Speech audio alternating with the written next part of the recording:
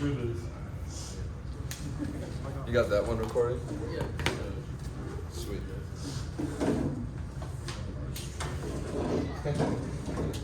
Oh, nice. You got all the colors.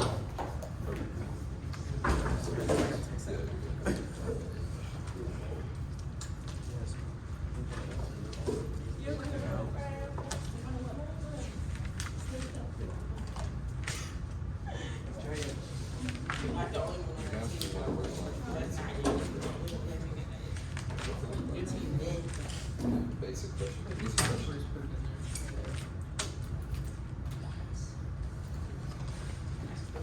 What?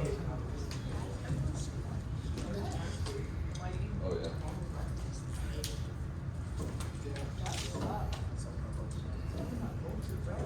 All right. What time is it? It's time to begin. Woo! Happy Tuesday. We enjoying the weather outside? It's nice outside. I want to be out there. I wish I could teach class. I need the whiteboard. What was yesterday all about? What did we learn? I know you weren't here. What did we learn, huh? You got a little recap? Anything you learned yesterday, just throw it out. It doesn't matter what you're talking about. Just a quick review. Yeah? Anybody else? What we learned yesterday? This group of three picked on yesterday. What did we learn? Come on. Short run shifters. Yeah, we learned some shifters, right? We learned the short run aggregate supply shifters, the long run aggregate supply, and the aggregate demand shifters, right? So what was it? Did anyone write down the definitions I put first on the board? First thing we came in, I wrote chapter 10. There's two definitions on the board. What were they? Do you remember?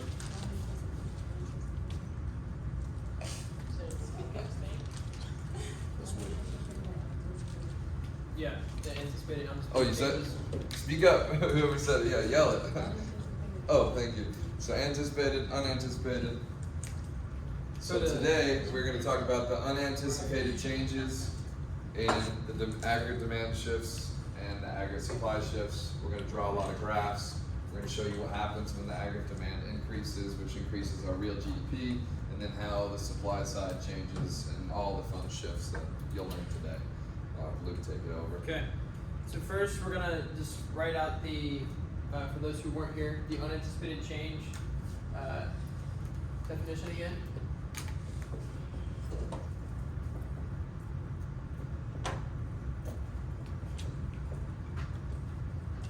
So as a reminder, the anticipated change was a change that is foreseen by decision makers in time for them to make adjustments. So unanticipated change is going to be the opposite, a change that decision makers did not have enough time to foresee.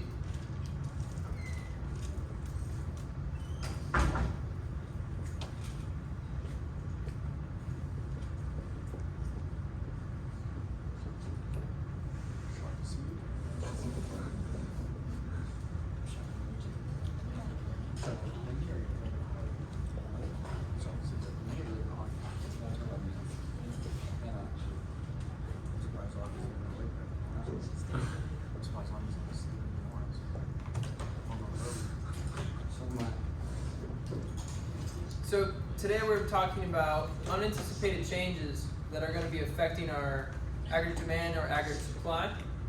So first I want to throw in a key point that we need to address here.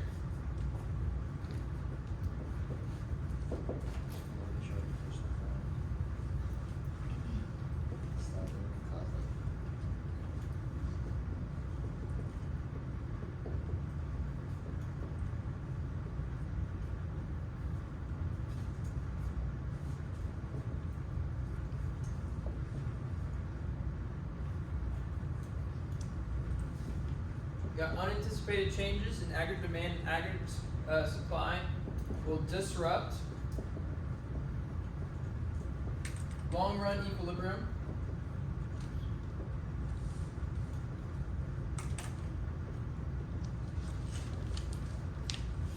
in the goods and service market.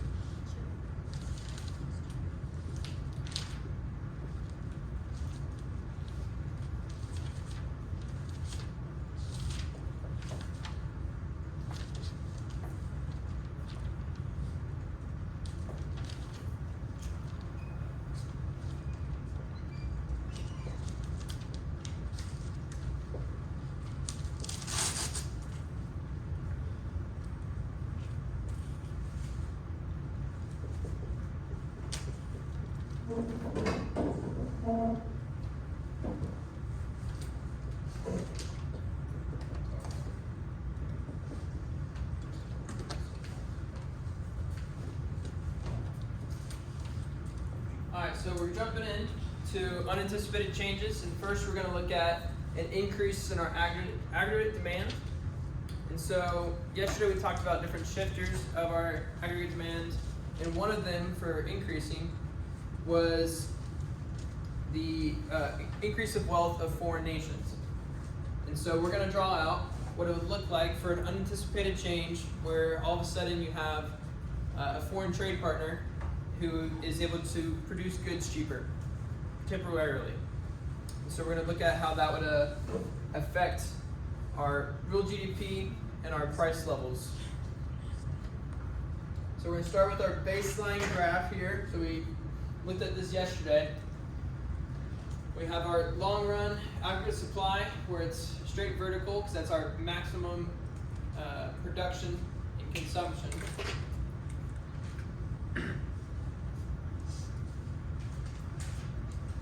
And we have our short run aggregate supply and aggregate demand. So this is the baseline graph that you're going to be looking at that we went through yesterday.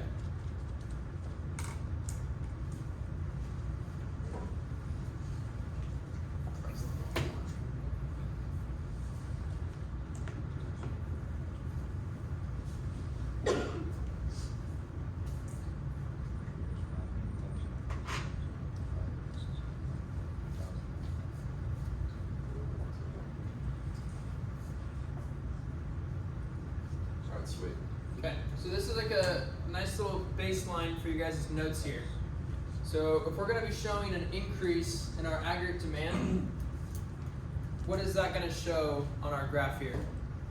Just raise your hand. What's going to shift and where?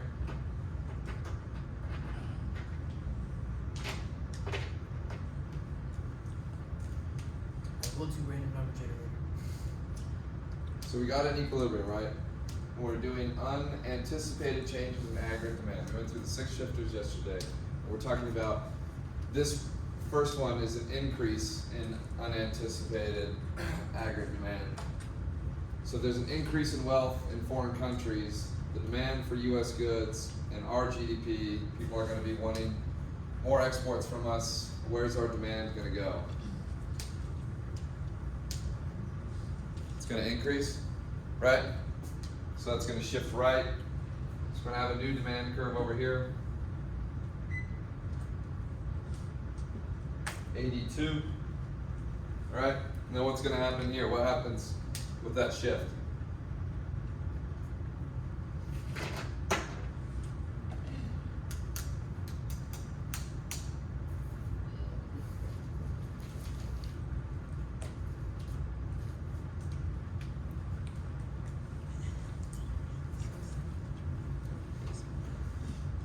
What's it look like that's happening, right? There's real GDP. Yeah, the price rises, right? So what's going to happen? A higher price. Yeah. So we're going to have a new equilibrium, right? That's what happens when it shifts. You create a new equilibrium in the market. Correct? So we got little e2, right? Little e. Because this is temporary, right? This is a little boom. This country just got wealthy for a second. They're going to get more exports. Demand's going to go up, right? Creates a new one. So temporary, price is going to increase. So let's say 105, right? And right now, currently with that increase in demand, we now have a higher capability, right? We talked about that yesterday. That long run sits there, and that's our full capacity of our economy right now. For the long run. And now we're kind of performing outside of that right now. And then you can take what happens next, or what Over time, the prices will rise as we're seeing. Right, so now we're paying 105. This is the result of the strong demand that we're now facing because we have foreign countries now able to provide cheaper goods. Over time, though, this will cause higher resource costs and then higher production costs. So therefore businesses are going to be facing higher costs after a long period of time if they have this aggregate demand. And therefore the supply, our short run aggregate supply would then shift back to our long run aggregate supply to equilibrium. Yeah. So we Does that kind of make sense? That shift? Here, I have the orange. That's about to go ahead. Oops. I missed it by a little bit. But that higher price, right? So we're here right now. Is what happened to boom. That higher price led to resource prices being more expensive, which means that supply is going to go here, the new supply curve, and now we're back into equilibrium with where we are. Because this is temporary, right? Little e. So now we're back here as our new equilibrium, back on the long run average supply, and now the price is 110.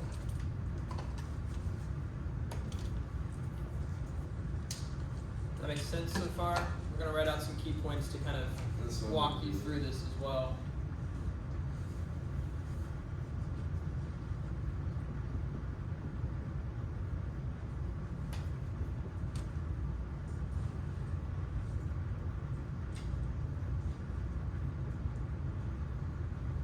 This graph is all about that unanticipated increase in demand. We didn't see it coming. No one could foresee it. So here's our market equilibrium. This is where we started.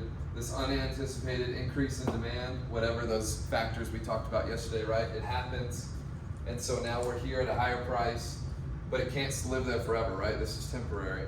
So that shift goes back here, and the new equilibrium price would now be 110. So here's some key points here. So we got, with the aggregate demand shift, prices rise to 105. This is also, like he said, in the short run, temporary. And then our output, which is the real GDP, will increase to Y2, again in the short run.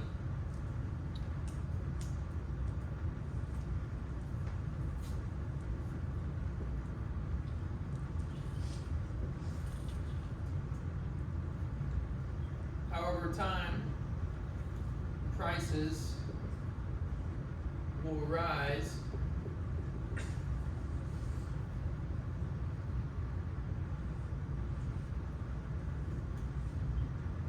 as a result of the strong demand.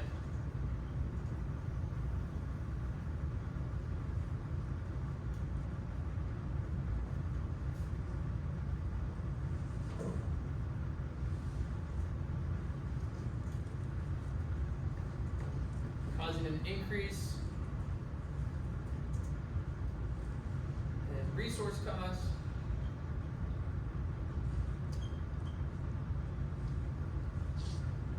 and production.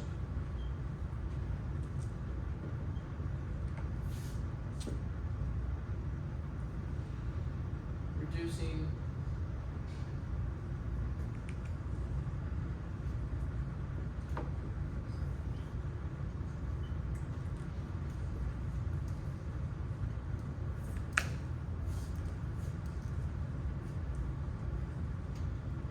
Does that make sense to everybody? Basically step by step there, written out what's happening here. So we have our, just one more time, we have our increase in aggregate demand, which increases our price to 105. At the same time, our output is going up.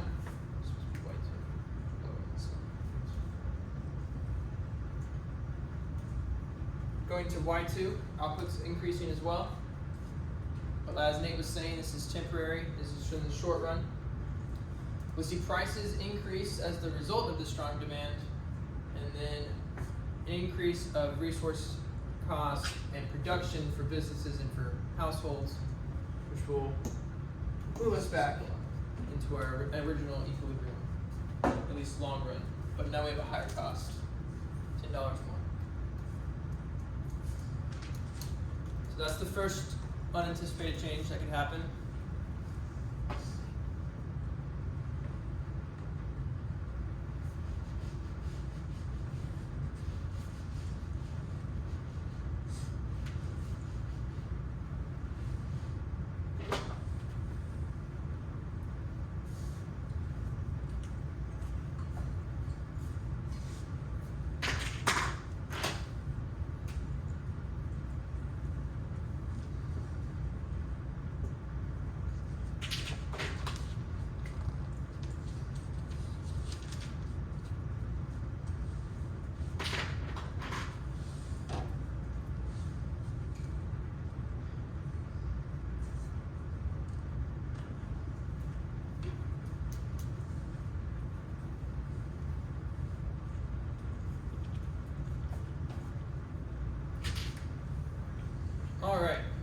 So now we're moving on to our second unanticipated change. And in this example, we're going to talk about unanticipated fall in aggregate demand. So say another shifter that we learned yesterday is if you're optimistic or pessimistic about the future of the economy. If you're optimistic, you're going to be going out and purchase more things because you're excited. But if you're pessimistic, your demand's going to be falling. You're not looking to buy, looking to save. You're not excited about what's about to come in the future. And so, if we are pessimistic about the future, we're going to see the demand curve decrease. Is that going to be a shift to the left or to the right? Left. So we have our demand shift is going to the left, and now we have, what does that show as for our real GDP and for our price level?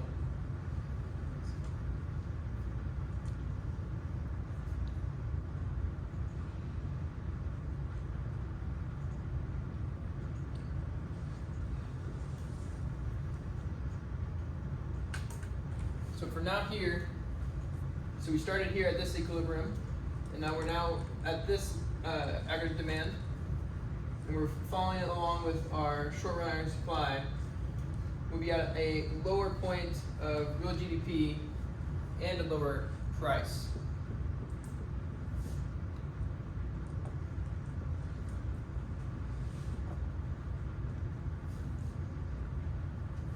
So at this point, where do you guys think how we're doing as an economy? So say our long run aggregate supply is the maximum our economy can produce. This is the best we can do unless we have some of these outside factors that increase our aggregate demand or increase our aggregate supply. Unless we have those factors, we're now to the left of our maximum production. So for an economy in this position, would that be a good thing or a bad thing?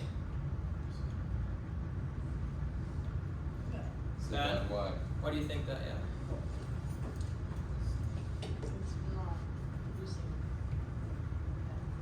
Yeah, exactly. And now with the graph, right?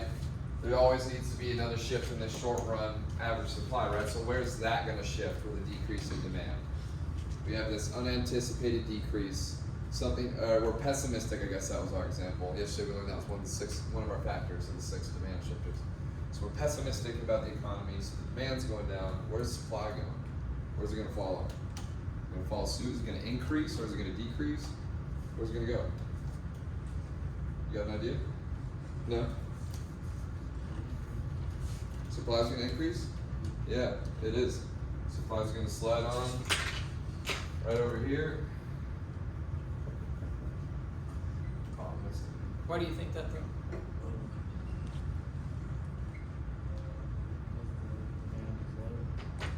Because the demand is lower? Okay. Keep going. You're on the right track, I feel.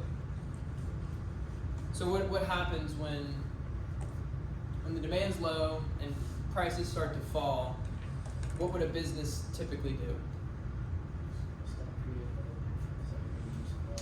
Okay, that or I'm trying to draw out something like what happened to someone working for the business.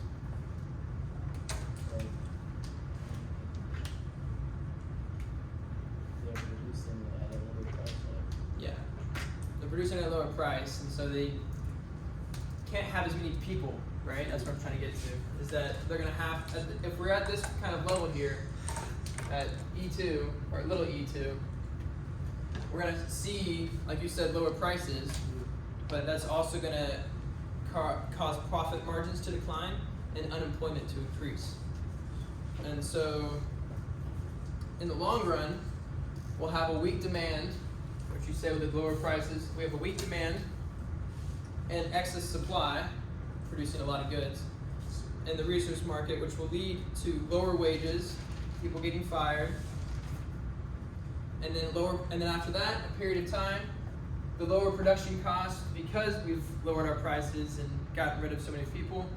Over time, we can get back to lower production costs and get back to our original YF, but it's gonna hurt us because now we're $10 below and we cannot, our demand is lower as well.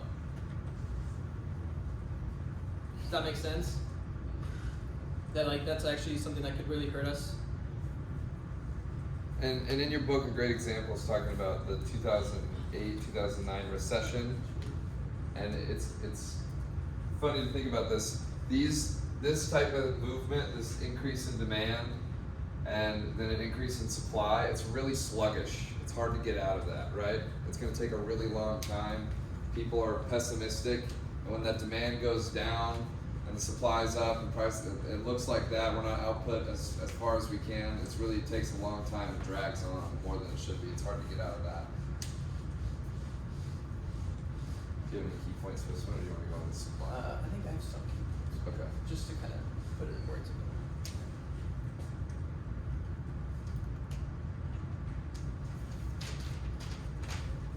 Alright, so we got the same thing, we'll do that, just kind of write it out again. So we have, because of the decrease, we have an output shift to Y2. And then, or Y1 in this case. Yep. Y1. And then we have price falls to P95.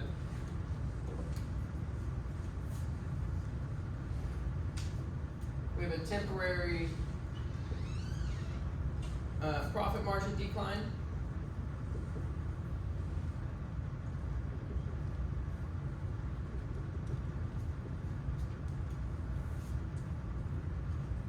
Output will fall, so like how much companies are able to get out.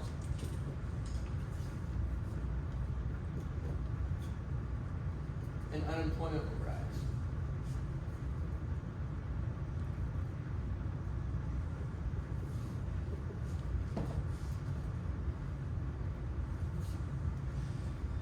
In the long run, weak demand and excess supply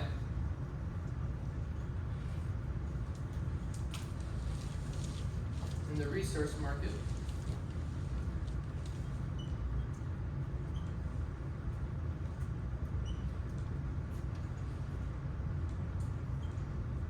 will lead to lower wages and resource prices.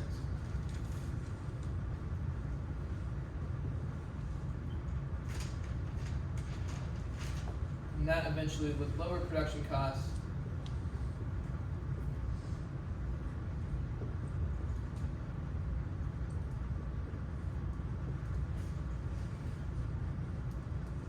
shifting or short run aggregate supply.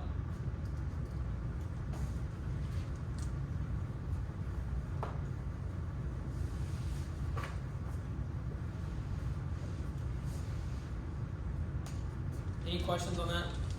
That makes sense? That was kind of a lot.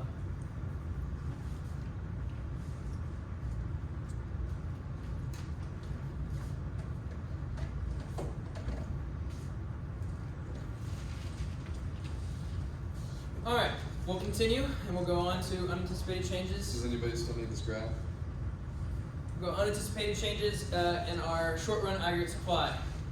So on our, we're going to basically do the same thing where we're doing an increase and a decrease. We're going to start with an increase and then unanticipated change. I want to ask those who were here yesterday, what would be a factor that would increase our short run aggregate supply? Look through your notes from yesterday.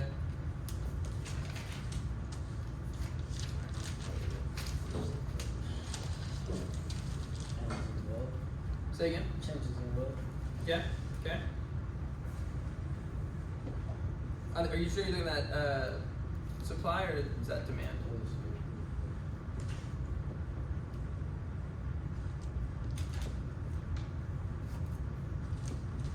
Anyone got one?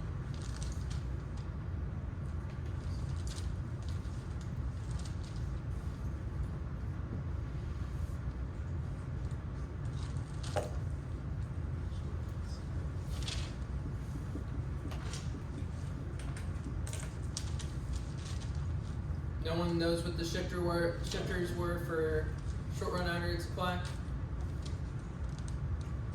You weren't here yesterday. Those who were here yesterday, it should be in your notes. There's 3 of them. Change in resource pricing. Okay. Changes in expected rate of inflation and supply shock. Okay, thank you. So, say we have a supply shock and to buy oil, it's now super cheap. And we have, and this is out the whole world, everyone can get cheap oil. So we have this temporary fall of price in the world oil and the price of oil.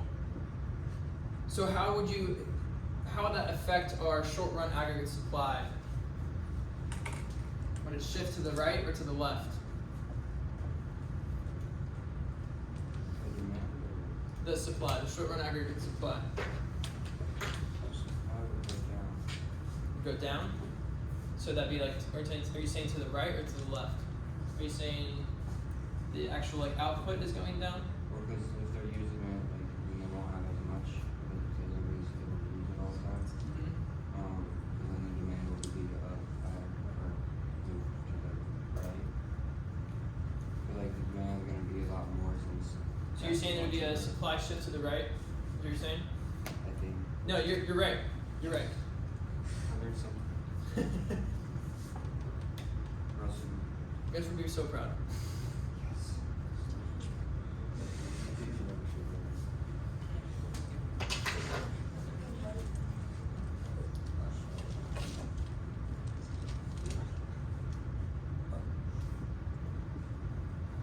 So unanticipated temporary increase in short and aggregate supply is exactly that. It is just temporary. And so this is what it's gonna look like. Because nothing has changed in our ability to supply oil. It has just only gotten cheaper for some odd reason. Say Biden releases all of our federal reserves in one day, and the price of gas just completely plummets. But it's not going to be permanent because nothing's actually changed. We haven't changed how we produce oil or how we get it. It's just something that we're doing to alleviate the situation. So what we're going to see here, as he drew out, is that we're going to move a shift to the right with our short run aggregate supply. We're able to get more goods for cheaper. But this is just temporary. So we're going to have first, our price falls to P95, and output moves to 2. Or I guess increasing.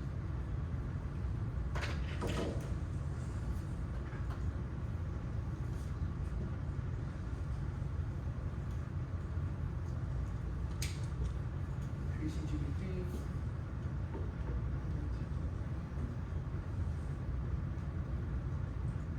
That's important to know. That's only temporary, right?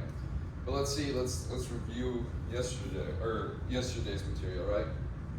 Let's say there's a new technology that we invented that we're able to produce more oil, right? We were talking about oil, right? Yeah. New technology. What happens to the graph then?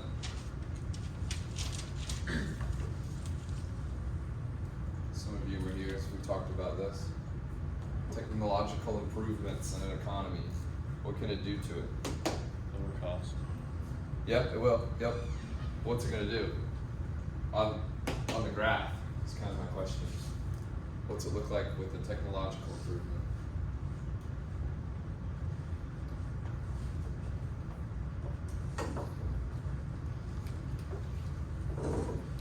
What's the number, Luke? You got one? Number? Yeah. 6. 1, 2, 3, 4, 5, 6. Sorry. With the technological improvement, right? As you were here yesterday, we talked about it yesterday.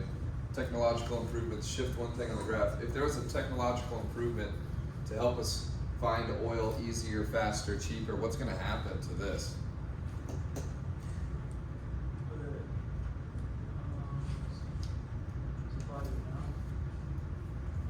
The supply is still going to increase, but what's going to happen on the graph and the economy? What's going to happen with real GDP too? With an improvement in technology.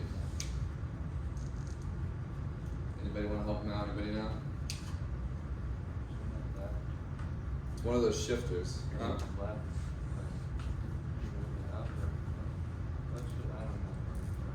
You said right and left. It's increase or decrease, but which one and what are we increasing or decreasing? This is an increase in supply. Yeah. So it shifts right. That's an increase. Yeah, that will happen, but it's not the right answer. It's correct, but it's not temporary, right? We're talking about temporary right now. But and technological improvement is like, that's it. Like that's what happened. Like that's forever. We improved our technology to where now we can produce more, cheaper, more efficiently, right? And it's a reviews from yesterday. So what happens when we have those technological improvements? Your long run line's gonna shift right. Thank you. Thank you. So if we were talking yesterday, we're talking right now short run, right? But it was just a question to review yesterday. Yesterday, if there's a technological improvement, this long run average or aggregate supply is shifting right? And it's gonna move this as well. So you were right, it's gonna increase supply, but it's gonna move the long run, and now permanently with that new technology, this is gonna be the new permanent line, right? With new technology, that's the new one. That was just my only input, but we're only talking about a quick shock, right? And you could use the crops as an example, right? Say this year you had a great fair weather, you had a beautiful sunny wheat, and there was sun all the time. What's going to happen to that too, just in that year though, right? It's going to be a quick supply shock that increases the short run of it, so it's just going to be the same way, and it'll go back the next year. You just had a lucky year, right? You did good in the short run. This year you did good. So yeah, great answer. That's the technological improvements shift that long run, and then that's our new permanent output, right? Perfect. Any questions on this? Because this is all for the unanticipated increase in short and aggregate supply. Any questions? Okay. You're gonna need 2 graphs. Yeah.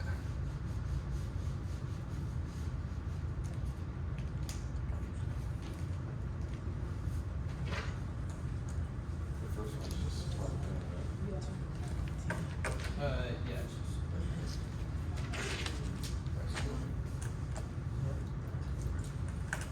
so I want to bring up that first definition that we wrote on the board today, to where it was saying that unanticipated changes in aggregate demand and aggregate supply will disrupt long-run equilibrium in the goods and service market. And so, in this an unanticipated temporary decrease, we also need to look at the resource market as well as our real GDP and price level. So you're going to have two graphs on this example, and say we're looking at another supply shock, just the opposite of what Nate was just talking about. Instead of having a good year, we have a drought, or all our crops just get eaten by insects or rodents, whatever you want to picture in your noggin. So we have 2 graphs, and we're going to be showing crop failure. And so if you were a farmer and you go out to your farm one day and you had a beautiful cornfield, and the next day all of your corn's just gone, all of it's dead, what would your supply look like? Kind of gone, right? So how would we show that on our graph here? We say this is just your normal quantity and price, just your demand and what someone's looking for. You're a farmer, you're producing this much goods one day, the next day, all your crops are gone. But not all your crops, you still got some crops, at least like just in storage, ready for inventory, but you still got some, but the ones that you were planting, they're all dead. What happens to your supply here? It's going to increase or decrease? Decrease. So does that look like a shift to the left or to the right? Left? Yeah. That's exactly right. So we're going to have this shift to the left. So I'm going to switch this to supply again. Cool. Yeah.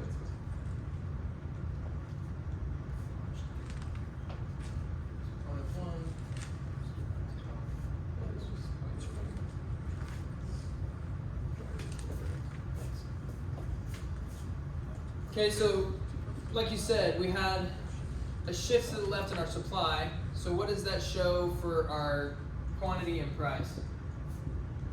Low quantity, high price. Say it again, sorry? Low quantity, high price. Exactly. So now we're not able to sell as many goods, and we have to sell it for a higher price. So we're trying to make the same amount of money, but we're going to lose some quantity, and that's the increase in price that we're going to see. How this correlates into our aggregate demand and short run aggregate supply is the exact same. So if we're having crop failure, you would see your short run aggregate supply do the same thing as your supply would if you were just the farmer, because this is the entirety of the world, not just one resource or one market. So your short run aggregate supply would also decrease to the left.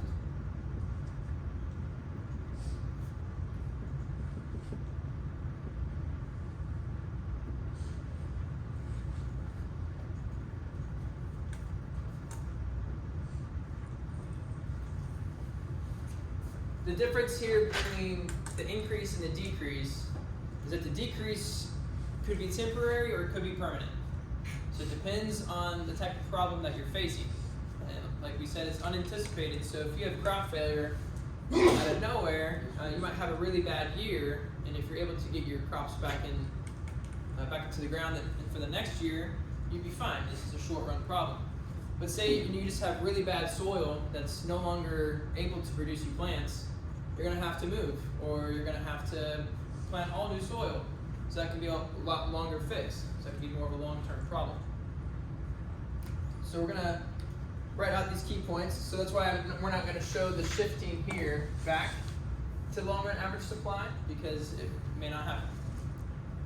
So we'll do the key points on this one. So we got a price increase from 100 to 120.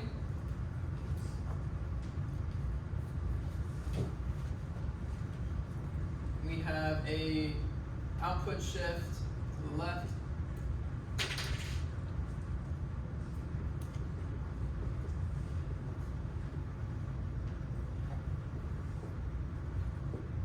One.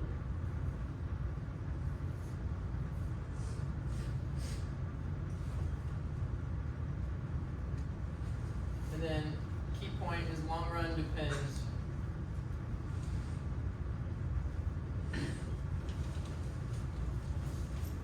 on whether the production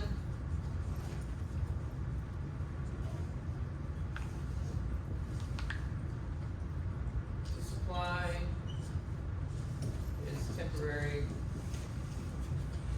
or permanent.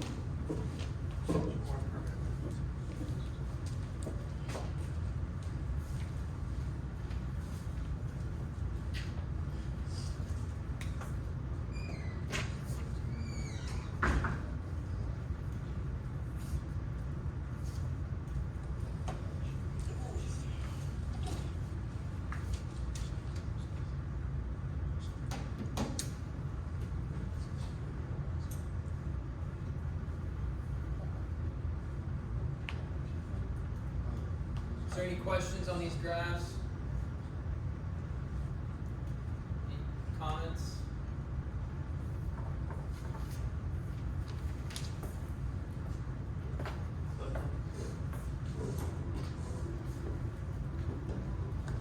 We have the price level, inflation, and then aggregate demand and supply. And we read over this and we thought it would be informative if, I don't know, why is this thing? If we just popcorn read it as a class.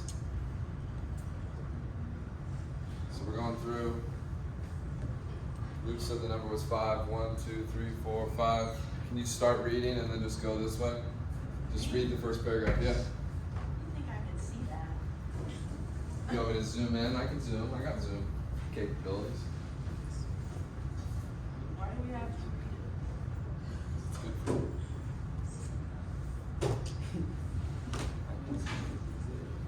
Can you read that out? Yeah, I got it. The basis of AD and AS model, level of prices is measured on the y-axis of both the goods and services and resources market. This approach makes it easier to visualize relative price changes. If prices change in one of the markets, goods and services, for example, this indicates that the price in the market have changed relative to those in other markets. It is important to know, however, that this structure Implicitly. implicitly incorporates the assumption that the actual and expected rates of inflation potentially are not. Sweet. Someone want to get the next paragraph?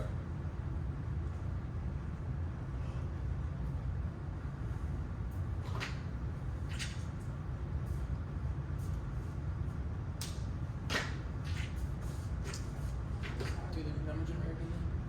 Go ahead. As we have previously discussed, when persistent inflation is present, it will be anticipated by both buyers and sellers. Moreover, the anticipated inflation will be incorporated into the price agreements of long-term contracts, including those affecting important components of cost. When the actual and anticipated rates of inflation are equal, persistent price increases will be present in both goods and services and resource markets, even though the relative prices within the two markets are unchanged.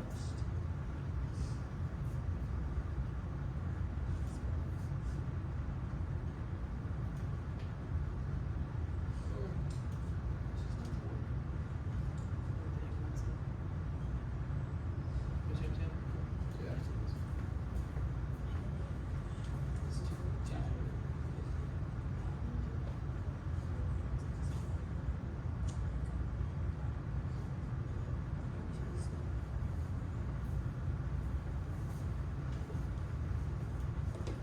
Someone want to start with however?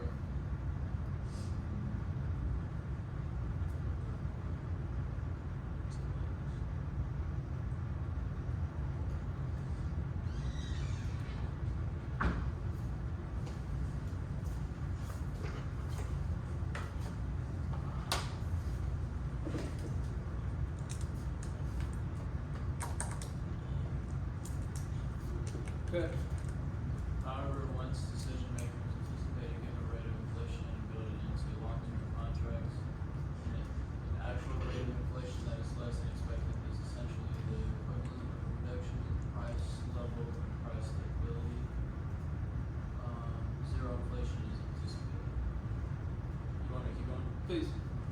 For example, consider the situation in which 5% inflation has been present over a lengthy time period, and therefore the 5% rate has been built into long-term contracts, including those resource markets. If weak demand causes the inflation rate to fall to say 2%, the adjustments will be the same as those for a reduction in product prices when zero inflation is anticipated.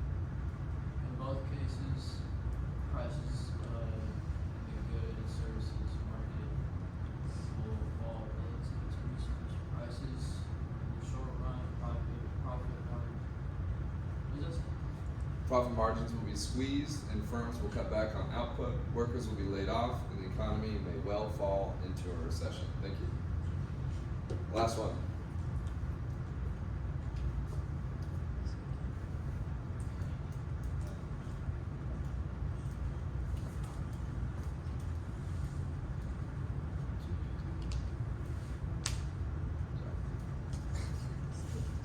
Similarly, the impact of an inflation rate that is greater than was anticipated will be like that of an increase in the price level when price stability is anticipated. Both will increase product prices relative to the resource prices, which will enhance profits and thereby influence induce firms to expand output and employment.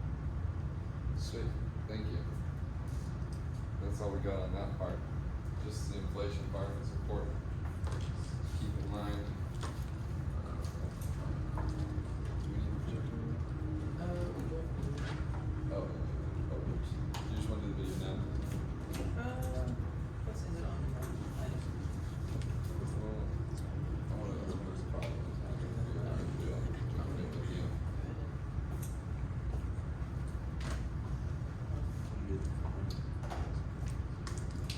Russ has us wanting to show you a quick little video.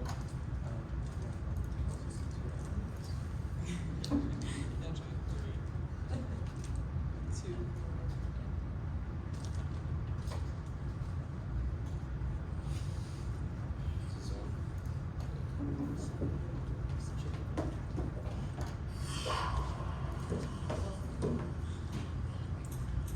Lord Keynes, welcome, sir. It's a pleasure. Pleasure's all mine. Your agenda.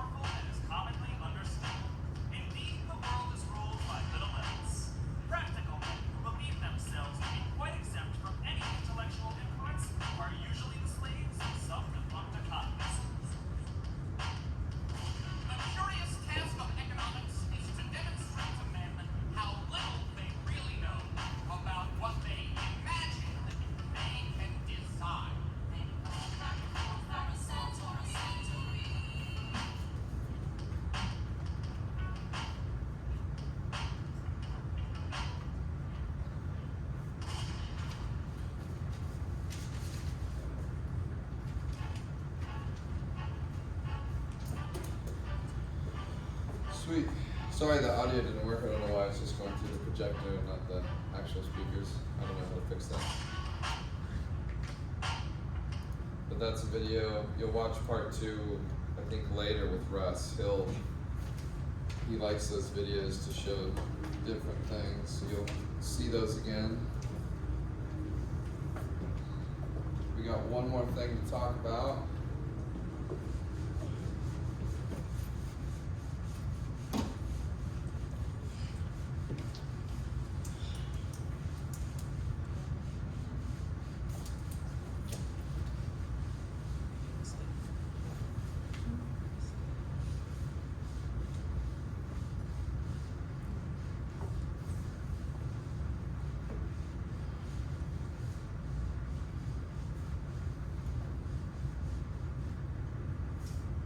Alright. Just a few basically like tidy up points just for today. So we talked about how unanticipated changes can have different effects on our economy. So if we have an unanticipated change, the reduction in our aggregate demand or short-run aggregate supply can throw our economy into a recession.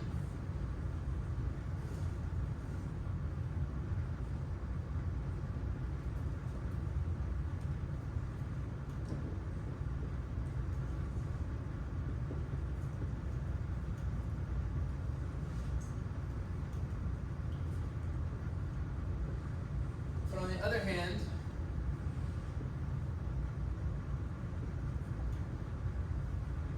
increases in our aggregate demand and short-run aggregate supply can generate, doesn't mean they always do,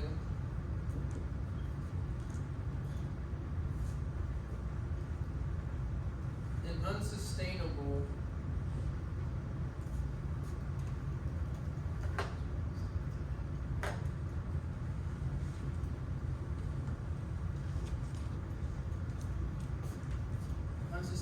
boom. In other words, temporary high level of output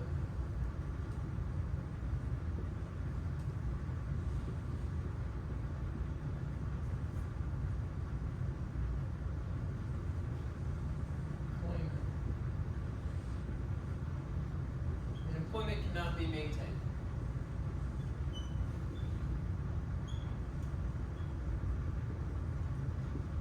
These points are really important to relate back to all the graphs we just drew. Those two demand ones in the beginning, that increase in demand, that quick one, is that unstable temporary boom, right?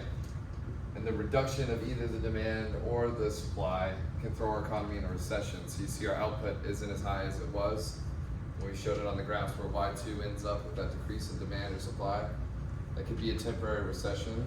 And the other way, if it increases, if it goes past our output right now, that would be a boom.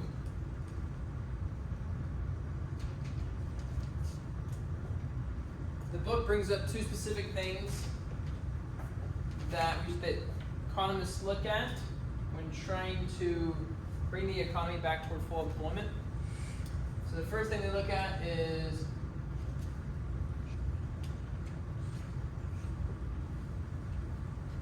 resource prices.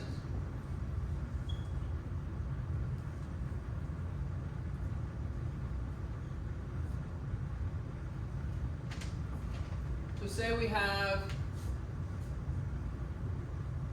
an economy in recession.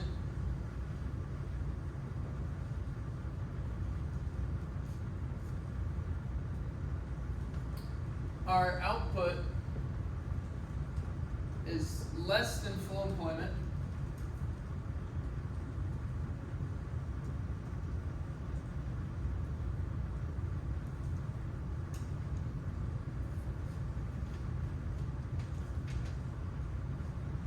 And the demand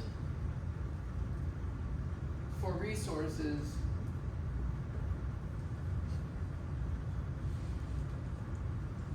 is weak.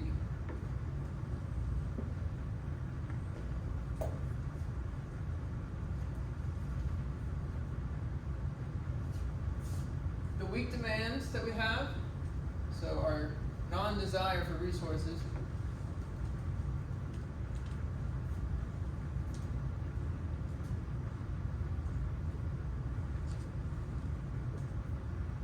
will put downward pressure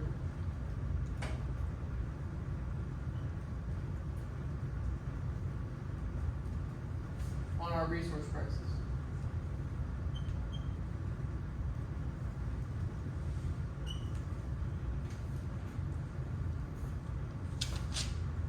This leads to resource prices falling.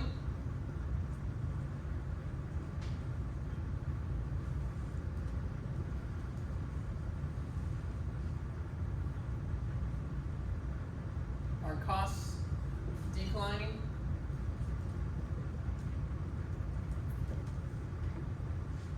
And our profit margins increase.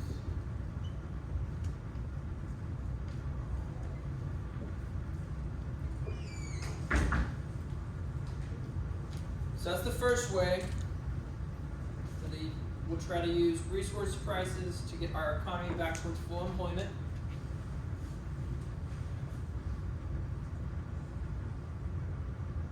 Any questions on that one?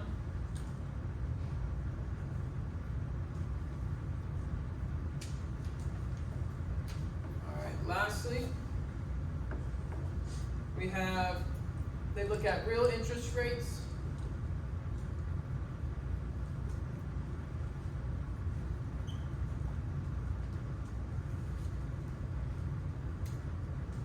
Their attempt to stabilize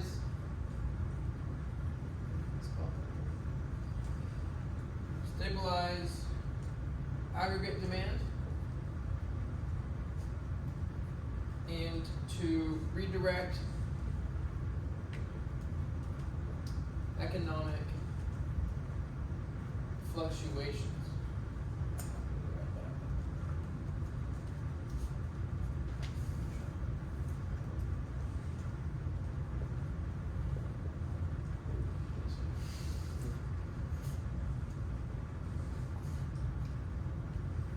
Okay, so we have real interest rates, which tend to reflect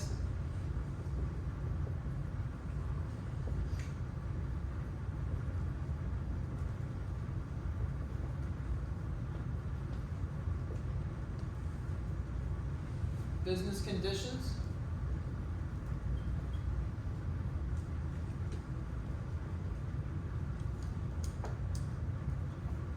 And then we have another example of what it would look like here, what they would do. It's the same thing. Consider we are in a recession.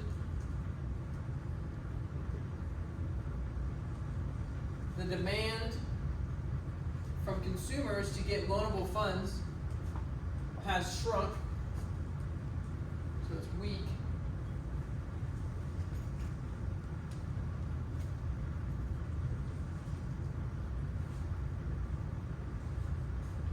This is because our interest rates are high.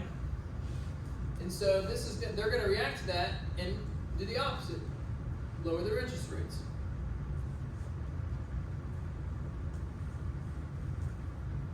They want people to buy.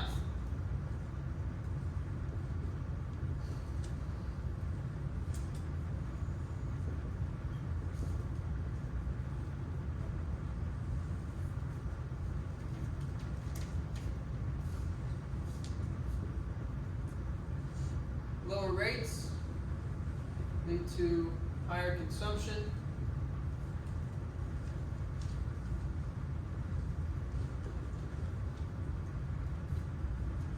Which makes investment cheaper.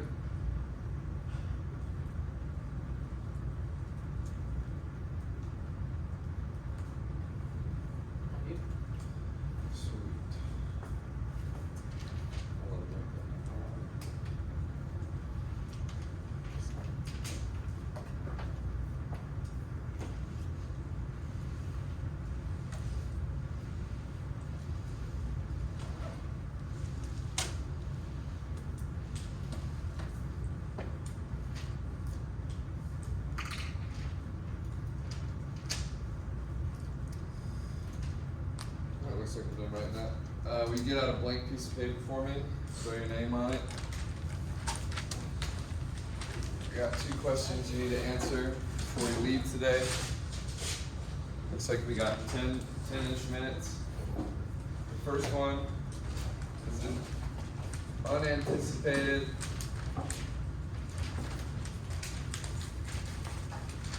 increase in real income abroad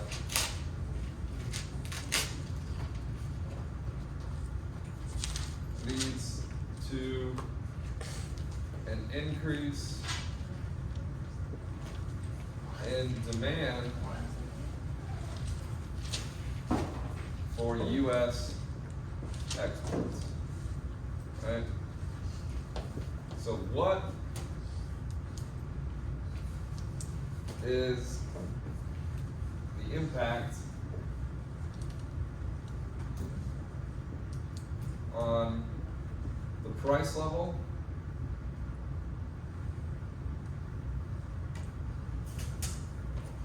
output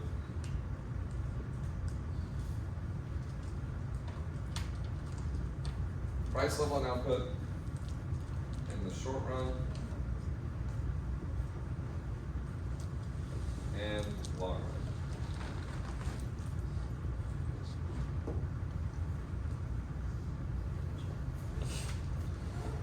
And number 2, you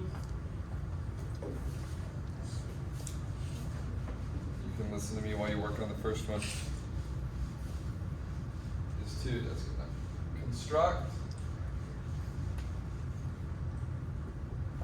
the AD-SRAS and LRAS curves for an economy experiencing a recession and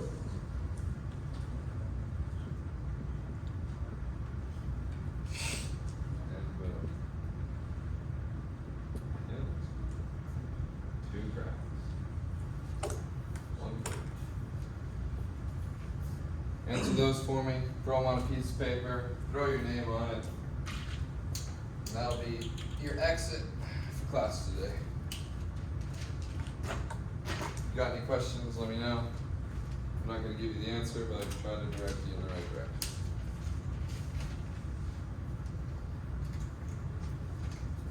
Or if you don't understand the question, I can help clarify.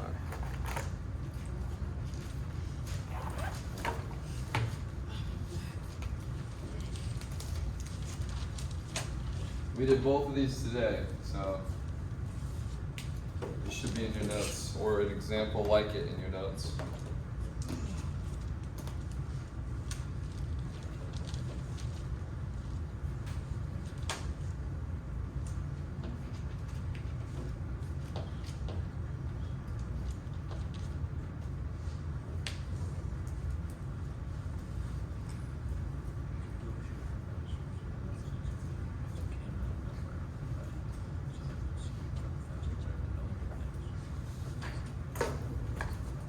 Anyone still write this down?